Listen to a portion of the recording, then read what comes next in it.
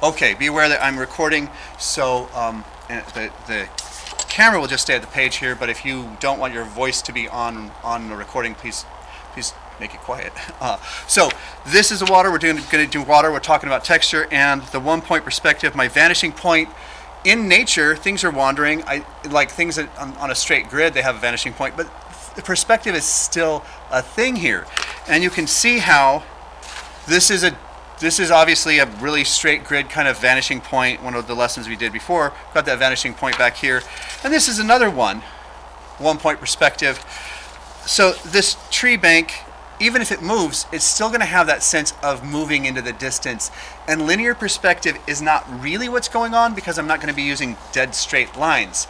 But the idea that the lines are moving away is useful. Another thing here is, before we draw the water, we draw something to reflect into the water. Yes, water, you can just make water look like water. And that's its own thing. But in this lesson, there are a lot of different approaches to this. In this lesson, we will be talking about drawing a thing and reflecting that thing. And some of you guys understand how that works. Reflections are very interesting. They distort. So in this kind of still water looking thing, and we've got water around here. If you look at the North Umpqua or South Umpqua even. Apologies. And this is not a finished picture, so apologies for that too. It's actually a work in progress. So here's another one which has a little greater detail. It's not quite as clear, kind of reflective there. But what happens when you have a subject drawn is like this dark part is going to be reflected straight across this way. I'm not going to be using straight lines though, because the ripples in the water go this way. Now if you're looking at if we have a roadway texture, and this will be like, we can look at this. This is a roadway texture. This is a surface texture, right? That's what we're going on here. If you're looking straight down at a manhole, it's a circle. If you put that manhole on, like out on this road, that manhole would be very much an oval. It's squished horizontally. So far, are you with me? The further toward the vanishing point it gets, the more squished. Yes, it gets smaller, but its proportion, its height to width is actually more and more flat. That's a thing. As things approach eye level, they become more and more flat. And you can look at anything like you're standing over the top of a circle, like the manhole here, standing over the top of it, it might look like that. You know, they have their little dots and textures and stuff, right? And you're looking over it like that. But as it moves out from you, it gets flatter and flatter. And out here, we might have another one out here, and it might be just a line. Now, this principle is very much important for our water. The texture of the water, the ripples of the water, are often very circular, and they overlap. You guys have probably seen this, whether it's in a bathtub or a swimming pool or looking at a lake. Drop a rock in the water, and it ripples outwards. Well, that's great if you're standing right above the water looking straight down. But as it moves out on this surface, it's like it's moving out on the road. And all of those ripples, intersecting ripples, create a texture which is not circular. It is like horizontal lines, essentially. So that's why it has this texture. I know this is kind of like, I want to know how to do it, but I actually want you to understand it. So if you're in a boat looking straight down, you're not going to get this same look when you're looking straight down at the river straight. But if you're looking outward, you're going to get that stretched, this ripple stretch. The ripples stretching also create a distortion which elongates the image which is being reflected. The less distortion you have, the more clarity you will have and precision you will have in the reflection. So the tree here, if I go, it will probably get lengthened way beyond what it would be because the more distorted it is that happens. You'll see this in really well exemplified in a picture of like you've seen the ocean. Moon setting on the ocean, right? You guys have all seen a moon setting on the ocean, right? You don't get to see one circle in the water. It's a line that's being distorted into the water, broadening out. And I'm going to do this in reverse color here, just so you understand what I'm talking about. So realizing that the moon would be light, but I'm going to be doing it dark. So here's my moon. Good so far? This is just an example, so apologize. So that's my moon. Here's my ocean. And like I said, this is reverse colors here. So, sorry. The moon should be light on a dark sky, but we're going to go ahead and... So if I've got this moon, it's going to reflect out this way, all the way out. And we'll probably have some really tight reflection here.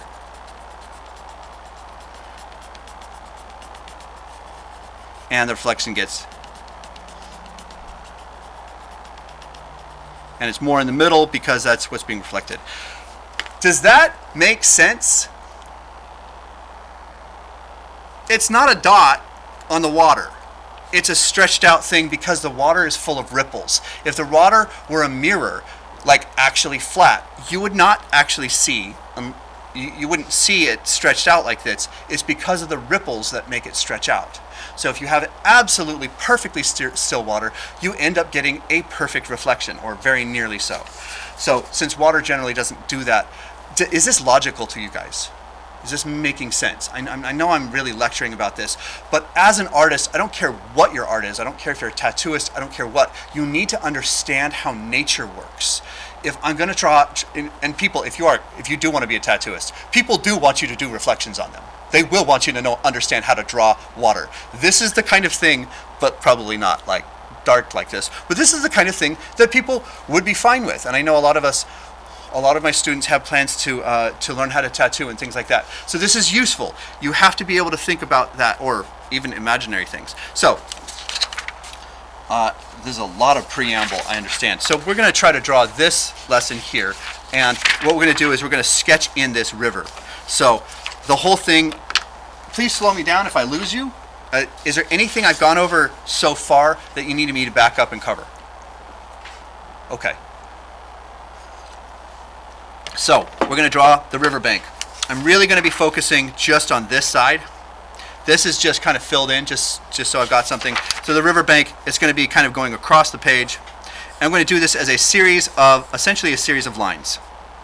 And they can squiggle a little bit. They get shorter out here and longer as we get back. So this is my riverbank. I got a little bit of a hill back here. That's fine. I got the other side of the river too. Or you could just leave it out and have a lake. That's fine too. I'm going to give myself a little bit of a profile where I want these trees. I want trees kind of coming up this way. I don't know if you guys probably can't see this very well, can you? Apologies. So you can see that. So this is... I'm just going to try to draw some trees out here. And I'm thinking in terms of this kind of soft linear perspective. The trees are going to go up to here, roughly, and they're going to kind of go out this way. And they'll be turning a little bit. So that's it. That's the profile of the trees up there. This is the beginning of the picture. If you don't draw a good picture, your reflection won't look great. So the reflection is very much a reflection of the picture. So you have to draw a good picture. The reflection usually comes later. So let's draw some foliage. So today's lesson is very much also about texture. I use an overhand here, and I'm just going to be kind of moving moving it this way, this kind of wiggling. I'm just wiggling it. I'm just doing some foliage. It's easy to go darker. I'm going to keep it pretty light. I can go darker later. So just kind of tapping it, making kind of W shapes, zigzags, and I keep on relifting the pencil and placing it down so I can just have this kind of broken up foliage look. I'm going to zoom in on that. You can see what I'm doing here. So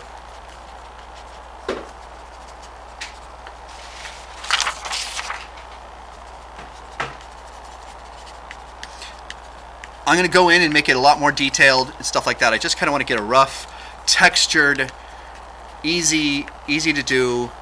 If you have a really dull pencil, it can work well too. It's like a background to all the other stuff there. Don't make the line too even. You want it to kind of be jagged up there. We can always put more in later.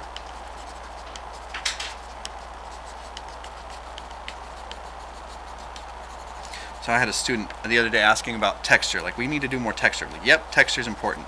So this is a foliage texture. I'm not drawing any leaves. I'm not hung up on it at all. Don't get hung up. That's actually probably the biggest thing if I could teach students how to draw is don't get hung up. Don't get buried in your own head. Just keep it flowing. So I'm going to bring that texture down a little bit. Another thing about making things look good into the distance, and I haven't done this here yet, but more detail up front, more dark and light up front. Things just kind of go grayer and lighter as they go out toward the distance. It also creates that sense of distance to have things lighter and grayer out toward the vanishing point.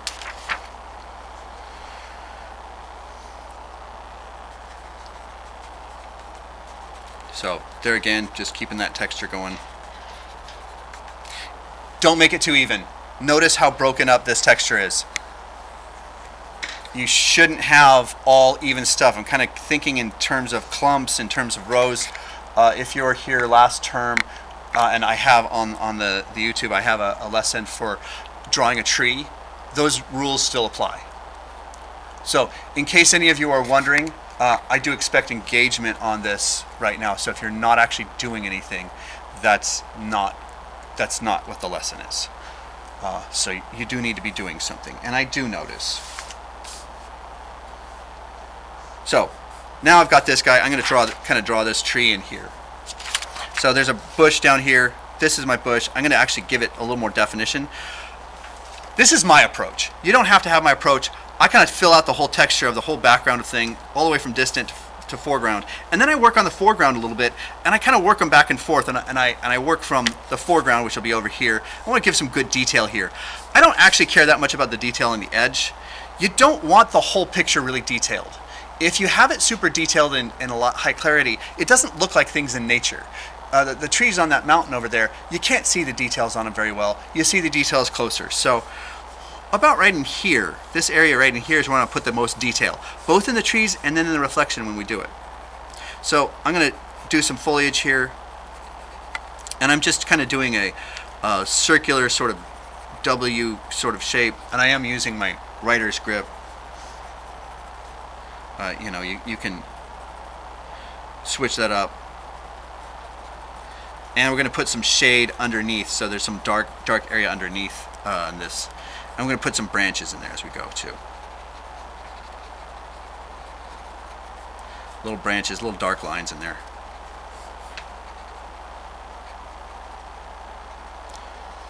And underneath, I'm actually going to start shading the background even more.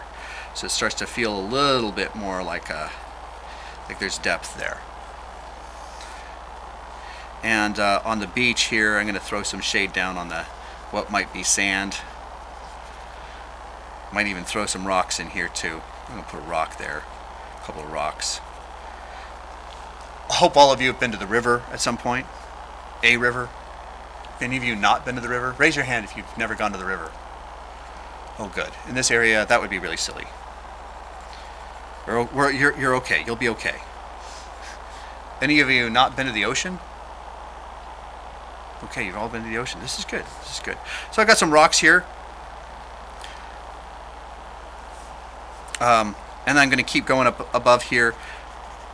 A little different foliage maybe if I can. A lot of times this foliage is texture. So you keep it broken up. You draw some lines in there, some dark lines for the trees. Maybe I'm thinking about, as I'm doing this, I'm thinking about the myrtle woods, myrtle trees that grow by the water. There's a lot of them that grow, a lot of different ones that grow by the water though. Poplars, and people call those cottonwoods. On the branch, you'll notice this branch. This is not an accident. I do it very quickly, but it's not an accident. I have a dark side of the branch and a light side of the branch. Just leaving that really helps it look like a branch because light is coming in. And I'm thinking of the light more or less coming in from the left side, making it darker on the inside. Even if that's not the true light source, it's more shaded on the inside, so it will probably be darker under there. And then of course you can actually cast shade down onto branches like that, and it does help it look more accurate, look more realistic.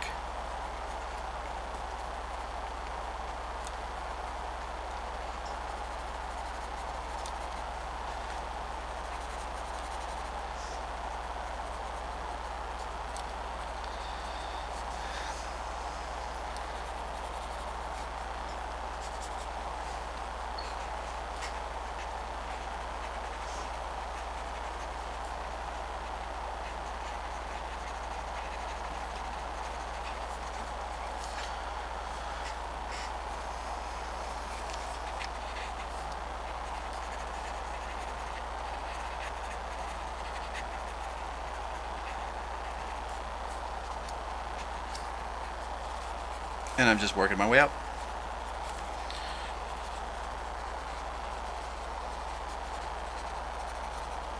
The tree foliage should get a little lighter as it gets out. So if it's under its own shade, they're going to be a little darker spots. You will have some highlights in there too, but up on the top, it's going to be a lot less just drawing. You're not going to be drawing the leaf as many leaves. Honestly, you're going to leave more space for just light paper to show through. And yes, you can still have some shade in there and some branches showing through.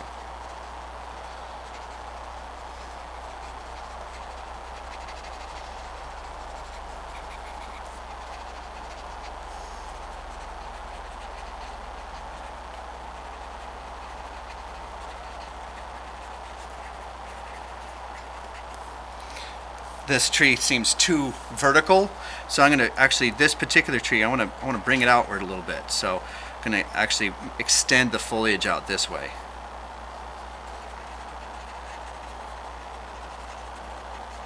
And some branches to go along with it. It starts to feel a little bit better.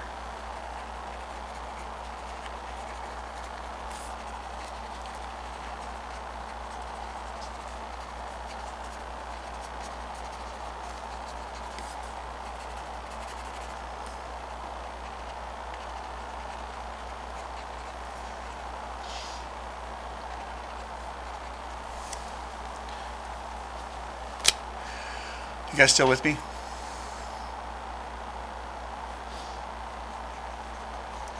Okay, then we basically do the same thing as we move out this way. I kind of want to demonstrate some of the water here. This is going to be a multiple part lesson on the YouTube here, but I want to get some more clarity in this bush, and then I want to show you how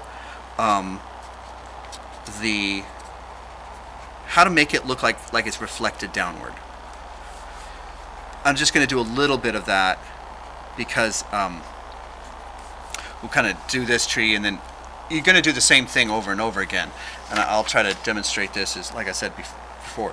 So the water ripples up against the shoreline, and the shore could come out as a nice little point over here.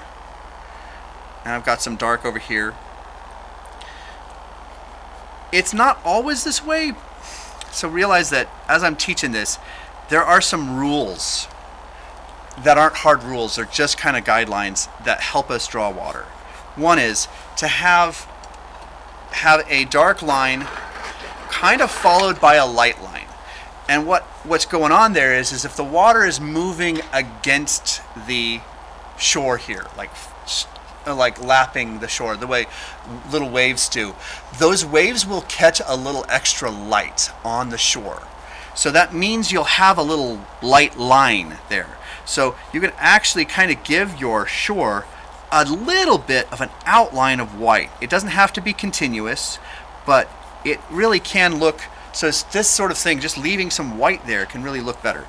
Then what I'm going to do is I'm going to reflect essentially the whole picture, and I want to stretch it. So I want to pay attention where I've got dark. So I've got some dark there. And you almost draw the thing upside down, but you don't. You just almost do. I think I'm going to have some weeds here coming straight up. So yeah, that's good. So some river grass.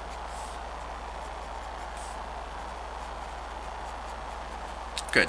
So, for example, this river grass here that I've just, this rushes or whatever I'm trying to draw there, that they would come out this way, but if I draw lines that way, it won't look right. So I'm actually going to try to draw those, but I'm going to draw them as a series of horizontal lines.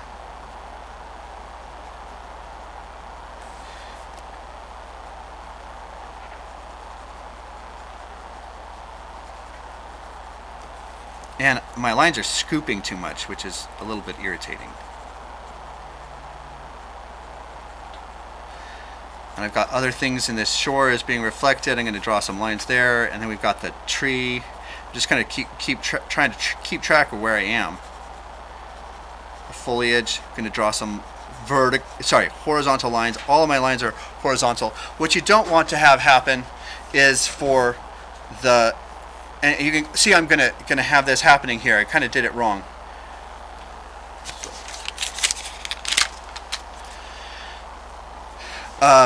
The reflection shouldn't stretch wider, essentially, than your image, your original image. So you got to be careful about that. It will stretch a lot longer, but not a ton wider. Yes, sir. Let me pause this, and I will. All right, back to the video. So reflection being vertical, stretched vertically, not stretched horizontally. And I'm just going to start filling it in, leaving some white in between, because the water ripple will come out sort of like this way, will catch across the water and cause streaks of light. It will stretch out, reflecting different areas. So that's kind of helpful to know, that you're not going to have a pure anything. You're going to have a combination of your light and your dark all throughout. But you're still going to have that image sort of reflected. Be careful about not having unless you're going up to the edge here, with the exception of the edge, the bank, your lines should be horizontal. They should not be actually sloping in any way.